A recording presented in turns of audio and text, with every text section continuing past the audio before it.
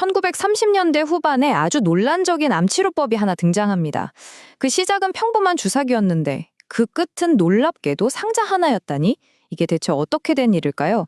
이 놀라운 발상의 전환이 어떻게 이루어졌는지 그 단계별 실험 여정을 지금부터 한번 같이 따라가 보겠습니다. 모든 건 바로 이 질문, 이 아주 도발적인 질문 하나에서 시작됐다고 볼 수 있습니다. 만약 암이라는 게 단순히 어느 한 곳에 생긴 종양이 아니라 우리 몸 전체의 에너지 문제라면 어떨까요? 이것이 바로 빌레렘 라이히의 접근 방식을 처음부터 끝까지 관통하는 핵심적인 질문이었습니다. 라이히의 핵심 이론은 이거였어요. 우리 몸 안에서 말이죠. 끊임없이 서로 다른 두 개의 생물학적 힘이 싸우고 있다는 겁니다. 자, 이 표를 한번 보시죠. 이게 정말 흥미로운데요. 라이히는 우리 몸을 일종의 전쟁터로 본 거예요. 비반응과 T반응이라는 두 힘이 싸우는 곳으로요. 비반응은 뭐냐? 바로 생명입니다. 팽창하고 따뜻하고 즐거움을 느끼는 딱 건강한 상태를 말하는 거죠. 반면에 T반응은 그 정반대, 바로 죽음입니다. 수축하고 차가워지고 불안과 질병으로 이어지는 상태요. 라이히의 정의에 따르면 암이란 바로 이 죽음의 T반응이 우리 몸을 완전히 장악해버린 상태를 의미하는 겁니다.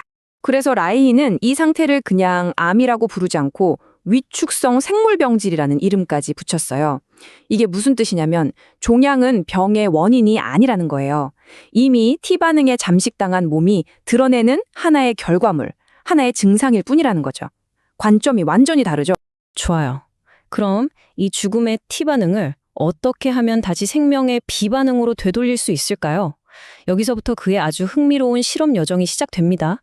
첫 번째 시도는 이 T반응과 직접적으로 싸워보려는 시도였습니다. 와, 근데 연구 진행 속도가 정말 놀라울 정도예요. 한번 보세요. 37년에 주사요법으로 실험을 시작했잖아요. 근데 불과 2년 뒤에는 물질이 아닌 방사선이라는 개념으로 넘어가고 거기서 또 1년 만에 우리가 곧 보게 될 완전히 새로운 방식의 장치를 만들어냅니다. 이 모든 게 단 3년 만에 벌어진 일이라니 대단하죠? 첫 단계의 아이디어는 아주 단순하고 직관적이었습니다. 현미경으로 보니까 이 PA비온이라는 생명 입자들이 티간균, 그러니까 죽음의 입자들을 막 파괴하고 있었던 거죠. 이걸 볼 라이히는 아하, 바로 이거다 싶었던 거예요. 이 생명 입자를 몸에 직접 주사하면 암이랑 싸울 수 있겠구나 하고요. 근데 생각지 못한 치명적인 결함이 있었습니다. 주사된 비온이 티간균과 싸우고 난 뒤에 그 잔해가 고름으로 변해버려서 몸에 심각한 위험을 초래했던 겁니다. 그런데 아이러니하게도 바로 이 실패가 연구의 방향을 180도 바꿔놓는 정말 위대한 깨달음의 순간으로 이어지게 됩니다. 그가 바다 모래에서 찾아낸 이 사파비온이라는 게 있었는데 이게 훨씬 강력했거든요. 근데 여기서 정말 뭐랄까 과학적으로는 설명하기 힘든 현상이 관찰돼요. 이 비온을 암세포에 직접 닿게 한 것도 아니고 그냥 근처에 놔뒀을 뿐인데 암세포가 활동을 멈춰버리는 거예요. 물리적인 접촉이 전혀 없었는데도 말이죠. 이 순간 라이는 머리를 한 대 맞은 듯한 깨달음을 얻었을 겁니다. 아, 중요한 건 비온이라는 물질 그 자체가 아니었구나. 진짜 핵심은 그 물질에서 뿜어져 나오는 눈에 보이지 않는 에너지. 그가 훗날 오르곤 에너지라고 부르게 될 바로 그것이었던 거죠. 자, 이 엄청난 깨달음을 가지고 그는 바로 다음 실험에 들어갑니다. 이번엔 일부러 암을 만든 게 아니라 자연적으로 종양이 생긴 쥐들에게 이 SFA 용액을 주사해 본 거죠. 그리고 그 결과는 정말이지 경이로웠습니다.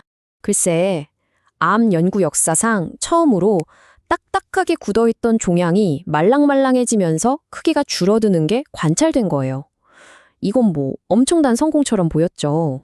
하지만 이야기가 그렇게 쉽게 끝나면 재미없죠. 2주쯤 지났을까? 줄어들었던 종양이 다시 스멀스멀 부풀어 오르기 시작하는 겁니다. 아, 결국 실패인가? 싶었겠죠.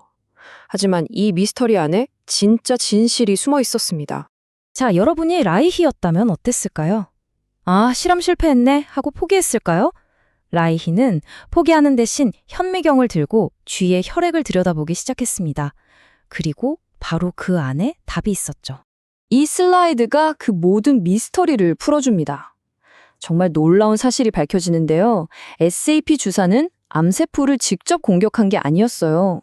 대신 뭘 했냐면 쥐의 적혈구를 이 에너지로 아주 강력하게 충전시켜 준 거죠.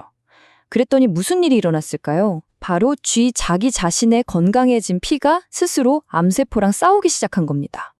그러니까 종양이 다시 부어오른 건 재발이 아니었던 거예요.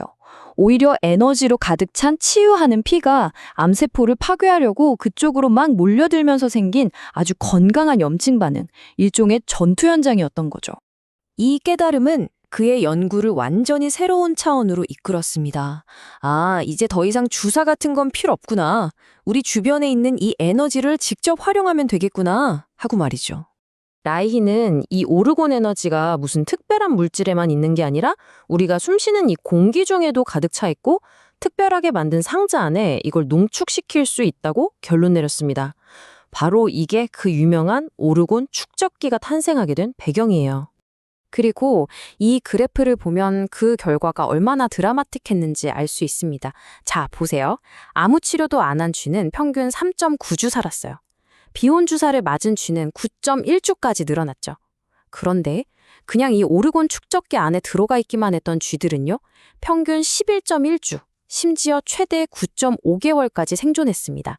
주사보다 훨씬 더 효과가 좋았던 거죠. 와, 이제 정말 인간에게 적용하기만 하면 될 것 같죠? 그런데 마지막에 정말 예상치도 못했던 문제가 하나 터졌고 또 반드시 확인해야 할 안전성 검사도 남아 있었습니다. 이게 참 역설적인 문제였는데요. 치료가 너무 잘 돼서 문제였어요. 종양이 너무 빨리 파괴되니까 그 시체라고 할 수 있는 죽은 조직 찌꺼기들이 몸 밖으로 다 빠져나가지 못하고 독소처럼 작용해서 쥐가 죽는 일이 생긴 겁니다. 이건 우리에게 굉장히 중요한 사실을 알려주죠. 종양이 너무 커지기 전에, 즉 조기 진단이 얼마나 중요한지를요. 그리고 이제 정말 마지막 질문이 남았습니다. 이 에너지가 암세포를 약하게 만드는 건 알겠어. 그럼 건강한 세포에는 괜찮을까? 안전한 걸까? 이거 정말 중요하잖아요. 그는 두 가지 간단한 실험으로 답을 찾았어요. 첫 번째, 축적기 안에 그냥 풀을 놔둬봤더니 썩기는커녕 오히려 더 생생하게 유지되는 거예요. 두 번째는 더 확실했죠. 라이히 자신과 동료들이 직접 몇 달 동안 매일 축적기를 사용해 본 겁니다. 결과는 아무런 해로운 영향 없이 오히려 활력이 넘쳤다고 해요. 여기서 나온 결론이 아주 중요합니다. 아, 이 에너지는 암세포 같은 침입자를 직접 죽이는 게 아니구나. 그냥 우리 몸, 즉 숙주 자체를 더 강하게 만들어서 스스로 병을 이겨내게 하는 거구나 하고 말이죠. 자, 이 모든 험난한 실험적 여정을 끝마치고 나서야 비로소 라이크는 자신의 이론과 장치가 인간을 대상으로 한 임상시험을 시작할 준비가 되었다고 판단하게 됩니다. 오늘 이야기는 여기까지입니다. 마지막으로 여러분께 이 질문을 한번 던져보고 싶어요.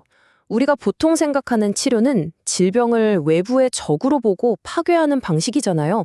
그런데 만약 그게 아니라 우리 몸 안에 힘을 키워서 스스로 이겨내게 하는 방식이라면, 이런 접근법이 만약 보편화된다면 우리가 의학이나 치료라는 단어를 이해하는 방식 자체가 어떻게 달라질까요?